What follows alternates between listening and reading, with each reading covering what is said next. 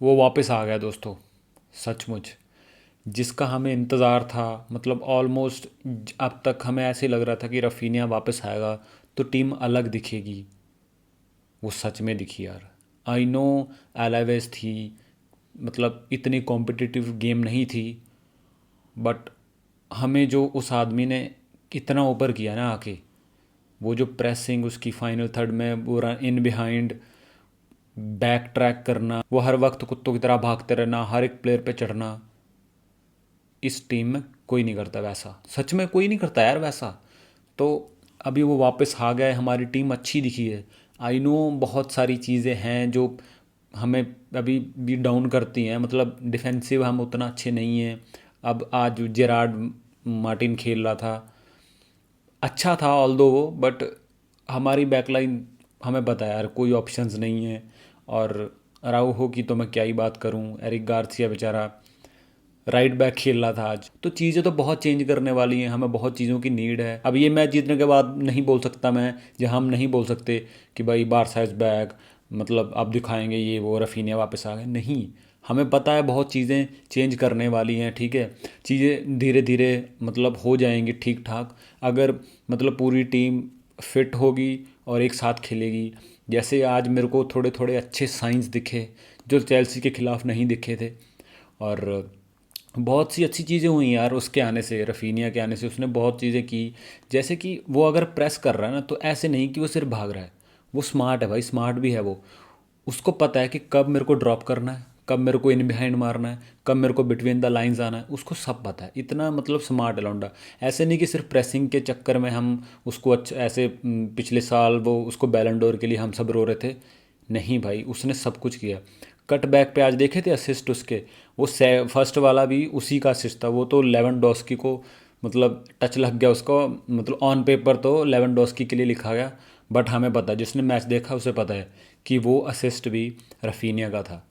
और रफीनिया यार ऐसे मुझे ना सॉर्ट ऑफ लीडर लगता है। अब ऑब्वियसली उसने कैप्टन साम बैट पहना हुआ था। मैंने आज देखा जब हमारी बैकलाइन ऊपर चढ़ रही थी ना और हमने बॉल लूज़ कर दी, तो रफीनिया वापस आया।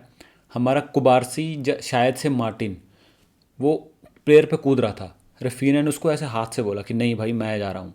तो वो मतलब इतना कोऑर्डिनेट करना टीम के साथ, मुझे नहीं लगता कोई और कर पाता है। लमीन यमाल थोड़ा करता है कि भाई प्रेस कर, मतलब फ्रंट लाइन पे वो ज़्यादा ध्यान देता है और प्लेयर्स को बोलता है कि आगे से प्रेस करो, जो चेल्सी के खिलाफ वो बार बार बोल रहा था। बट रफीनिया भाई मैंने देखा उसको, जब उसको लगता है ना कि अब टीम को ज़रूरत है, वो वापस आ जाता है और बैकलाइन को बोल रहा था कि भाई तुम वहीं पे रहो, मतलब बंदे कमिट करने की ज़रूरत नहीं है। उसके ऐसे इशारे ये बता रहे थे। और ऐसे भी नहीं कि वो हर बार बैक ट्रैक ही कर रहा है। जब कभी हमारे मतलब मल्टीपल प्लेयर्स पीछे हैं, तो वो हमेशा हाफ लाइन पे दिखेगा, या फिर तुम्हें उनकी ऑपोजिशन की लास्ट लाइन पे खड़ा हुआ दिखेगा कि एक यमाल किसी मिडफील्डर की बॉल और वो काउंटर पे, मतलब हम उनको खोल सके, गोल मार सके। तो बहुत सारी चीज़ें हैं, रफीनिया के आने से बहुत चीज़ें अच्छी होती हैं। और पेड्री भी वापस आ गया, पेड्री की बात करते हैं।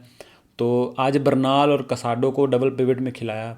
फिर हांसी फ्लिक ने सेकंड हाफ में ना रैशफोर्ड को ले आया, बर्नाल को बाहर निकाल दिया, रैशफोर्ड ऑब्वियसली विंग पे खेलेगा और रफीनिया सेंट्रल खेल रहा था। और तुम्हें पता है वो मूव करने वाला बंदा बहुत ही डायनेमिक है, उसकी पोजीशन कभी स्टैटिक नहीं होती। और बहुत सारी चीज़ें थी यार इस गेम में। ठीक है उसका गोल नहीं आया और वो 60-70 मिनट पे चला गया था क्योंकि इंजरी से अभी आया, रिस्क नहीं ले सकते थे ना। बट जितना टाइम खेला भाई हमें दिखे डिफरेंसेस दिखे हमें। मुझे नहीं लगता कि अगर रैशफोर्ड उस मतलब लेफ्ट विंग पे स्टार्ट करता स्टार्टिंग से, तो 2 गोल आ पाते। इतना टीम को ऊपर करता है यार, वो इतना इंपॉर्टेंट प्लेयर है हमारी टीम के लिए। आई नो वी नो कि एक प्लेयर पे हम डिपेंड नहीं रह सकते अगर हमें टाइटल्स जीतने हैं। तो ऑब्वियसली इंजरीज तो होंगी और स्क्वाड डेप्थ हमारी होनी चाहिए। जनवरी में बोल रहे हैं कुछ साइन वाइन करेंगे, आई डोंट नो, मेरे को कोई भरोसा नहीं है, पैसे है नहीं हमारे पे, ठीक है। तो बस यही है भाई, इस ऐसे ही काम चलाना पड़ेगा और यही दुआ करनी पड़ेगी कि भाई हमारे मेन मेन प्लेयर्स हैं वो हर बार फिट रहें, ठीक है। तो ऐसे ही होप कर सकते हैं कि हमारे रफीनिया, पेड्रिल, यमाल, ठीक है, ये सब फिट रहें बस। और हम कुछ जीत जाएं। यूसीएल का तो मेरे को कोई उम्मीद नहीं है।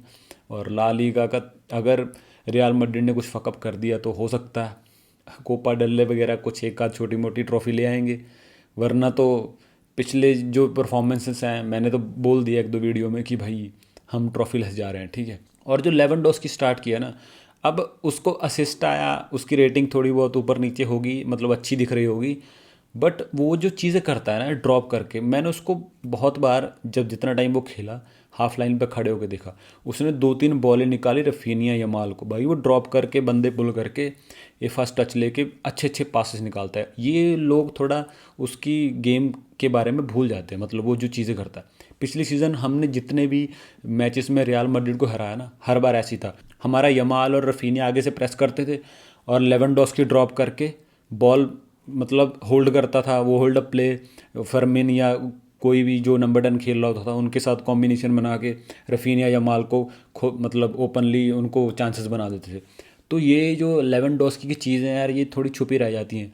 कभी कभी स्ट्राइकर गोल नहीं मारता तो उसकी गेम बोला जाता है कि भाई नहीं है अच्छा, ठीक है कुछ हुआ नहीं या फिनिश नहीं मारा, जो कई बार उसके अब ऑब्वियसली एज हो गई है, बट वो पास देने के बाद भाई जो वो रन लगाता है इस एज में भी, तो मैं ये सब चीज़ों के लिए लेवेंडोस्की को अप्रिशिएट करना पड़ेगा। और उसके बाद जैसी फरहान आया ना, मैंने कुछ नहीं देखा, मेरे को तो भाई वो कितने भी गोल मार दे ना, मेरे को कोई उम्मीद नहीं उससे। उसके टचे से यार हर बार वही वही कहानी है, मैं नहीं बात कर रहा उसके बारे में। फिर पेड्री भी आया इंजरी से, और हमारी मिडफील्ड में थोड़ा बहुत कंट्रोल आया उसके आने से, ऑब्वियसली यार मिडफील्ड में उससे बेस्ट प्लेयर नहीं है कोई।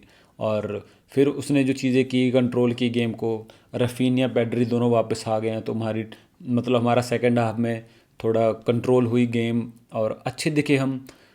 ऑब्वियसली 3-1 से जीते हैं, बट बहुत सारे चांसेस, एक तो लमीन ने पोस्ट पे मार दिया गोलकीपर को ड्रिबल करने के बाद भी, ठीक है, बहुत सारे चांसेस मिस हुए बट पेड्री और रफीनिया वापस आ गए, ये अच्छी न्यूज़ है हमारे लिए। एटलेटिको मैड्रिड के साथ एक अब इम्पॉर्टेंट गेम है हमारी, तो देखना पड़ेगा कि वहाँ हमारे कौन से प्लेयर्स वापस आ जाते हैं, मतलब कौन कौन से स्टार्ट करते हैं। अभी वापस तो आ गए हैं, फर्मिन इंजर्ड है।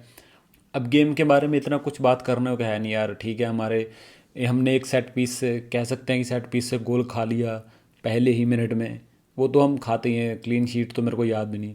लेकिन जॉन गार्सिया की जो परफॉर्मेंस थी ना भाई, उसने जो वो सेव किए हैं एक 80 मिनट पे, और वो जो उसने गिरने के बाद भी, मतलब जब 1-1 हो चल रही थी गेम फर्स्ट हाफ में, तो जो उसने सेव किया भाई, वो सेव तो बहुत अच्छा था, क्योंकि उस पोजीशन से वो सेव करना इम्पॉसिबल तो नहीं बोल सकता, बट बहुत मुश्किल था, जो उसने निकाल लिया वो सेव, ठीक है। और भी एक एक दो अच्छे सेव्स किए उसने।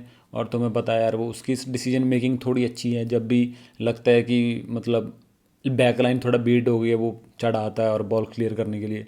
ऑब्वियसली हमारी गेम प्लान के हिसाब से काम करता है वो।